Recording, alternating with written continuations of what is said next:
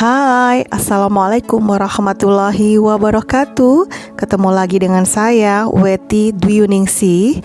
Kali ini kita masih membahas pola hereditas pada materi persilangan test cross dan persilangan back cross. Oke, disimak baik-baik ya. Yang pertama akan kita bahas adalah persilangan back cross atau silang balik.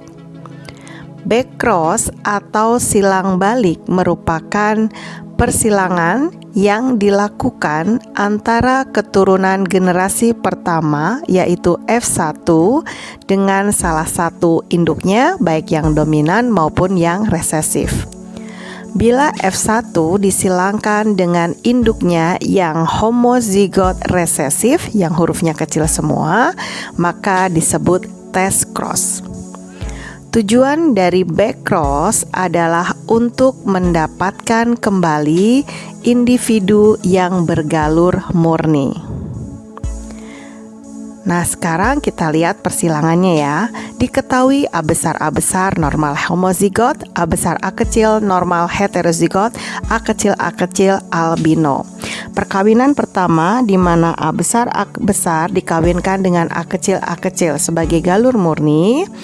Gametnya adalah A besar dan A kecil, maka keturunan pertama atau F1 adalah A besar A kecil dengan fenotip normal heterozigot. P2 F1 dikawinkan dengan yang induk yang homozigot dominan yang kita sebut dengan back cross. Jadi A besar A kecil dikawinkan dengan A besar, gametnya A besar A kecil A besar. F2-nya adalah A besar dan A besar A kecil. Kalau kita lihat fenotipnya normal 100%. Perkawinan yang kedua itu kita kawinkan dengan yang homozigot resesif. A besar A kecil dikawinkan dengan A kecil, gametnya A besar A kecil dan A kecil, maka F2, keturunan F2 adalah A besar A kecil dan A kecil. Kita lihat fenotipnya. A besar A kecil adalah fenotip normal, A kecil adalah albino, 1:1.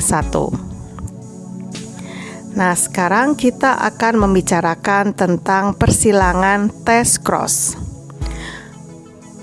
Test cross merupakan persilangan antara induk heterozigot dengan induk homozigot resesif. Misal, ada kelinci warna hitam dominan, warna putih resesif, jadi H besar sama dengan hitam, H kecil putih. Perkawinan pertama antara kelinci hitam dengan putih galur murni, H besar dikawinkan dengan H kecil. Gametnya H besar, H kecil. Keturunan pertama F1 adalah H besar H kecil dengan fenotip hitam heterozigot.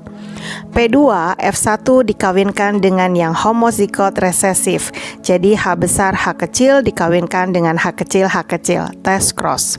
Gametnya H besar H kecil dan H kecil. Keturunan yang kedua atau F2 maka akan menghasilkan H besar H kecil dan H kecil. Kita lihat fenotipnya.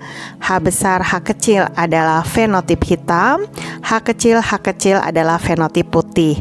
Jadi perbandingan hitam banding putih sama dengan 1:1, masing-masing 50%. Nah, sekarang kita bicarakan test cross dengan dua sifat beda.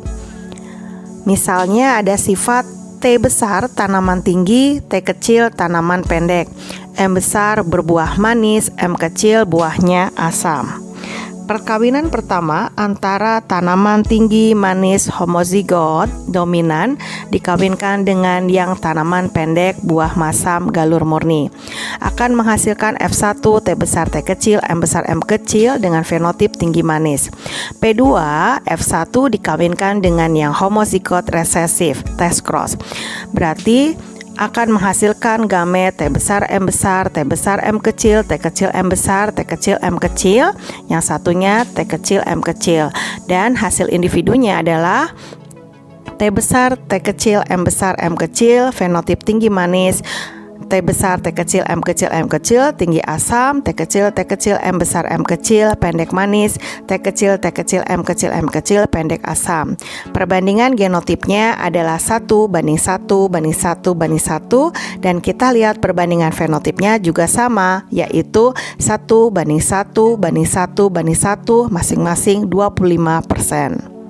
Nah, sekarang kita ke soal ya. Warna bulu hitam pada kucing dikendalikan oleh gen H besar yang dominan terhadap gen bulu putih H kecil.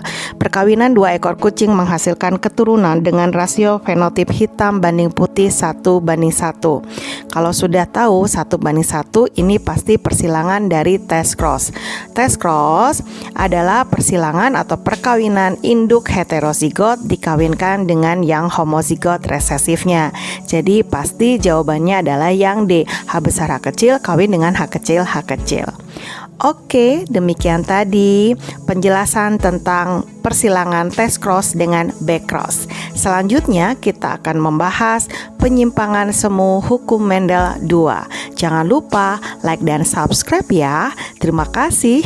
Wassalamualaikum warahmatullahi wabarakatuh.